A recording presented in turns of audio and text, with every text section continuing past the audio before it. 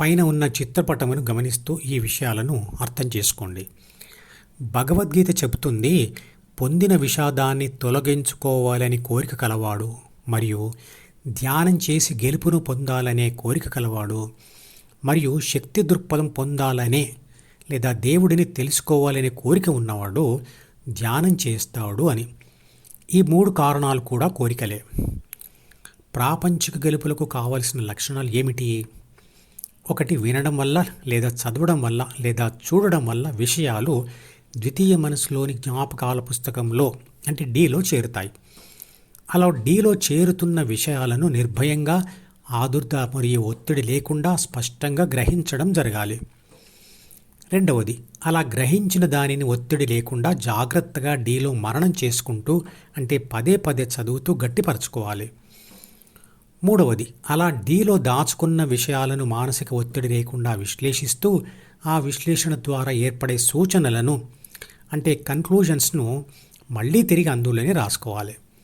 4వది, అలా రాసుకున్న విషయాలని ఎక్కడైనా ఆదుర్ద మరియు ఒత్తిడి లేకుండా సందర్భానుసారంగా ఉపయోగించాలి.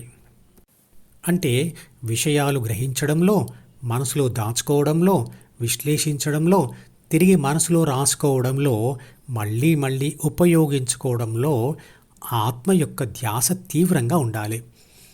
ఆదుర్ద మరియు మానసిక ఒత్తిడి వల్ల ఇవి ఏవి కూడా సరిగ్గా జరగవు. అదే అసమర్థతకు దారితీస్తుంది.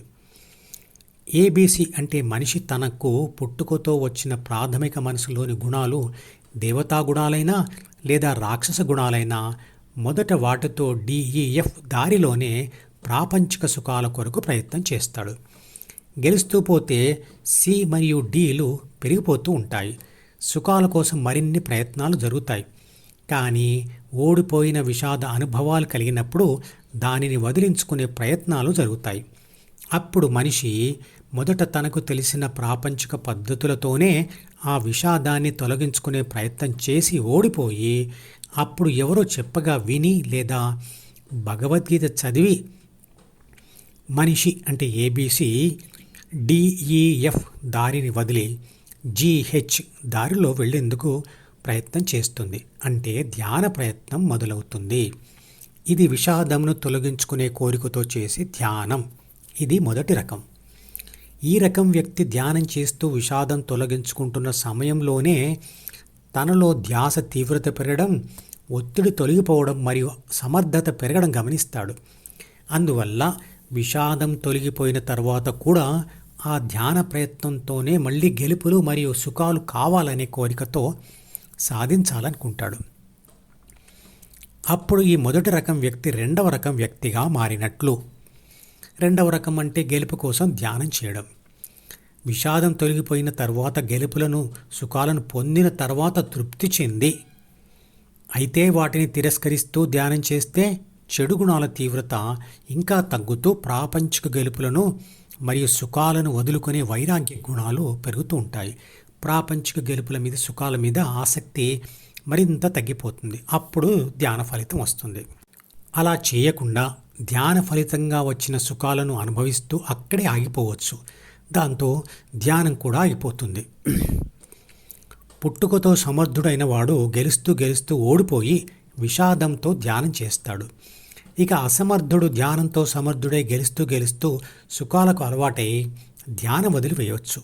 కానీ మళ్ళీ ఓడిపోయినప్పుడు విషాదం కలిగితే ధ్యానం మొదలుపెట్టవచ్చు.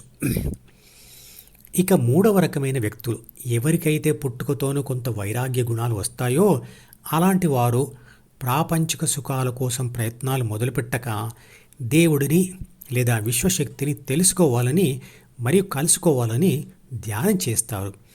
శంకరాచార్యుల వారు అలాంటి వ్యక్తియే. ఈ మధుపదం యూట్యూబ్ ఛానల్ వీడియోని సబ్స్క్రైబ్ చేసి గంట గుర్తును నొక్కి ఆల్ని సెలెక్ట్ చేసి ప్రతిరోజు యూట్యూబ్ ఓపెన్ చేసి అడుగున ఉన్న సబ్స్క్రిప్షన్ బటన్ నొక్కితే అన్ని లేటెస్ట్ వీడియోలు చూడవచ్చు.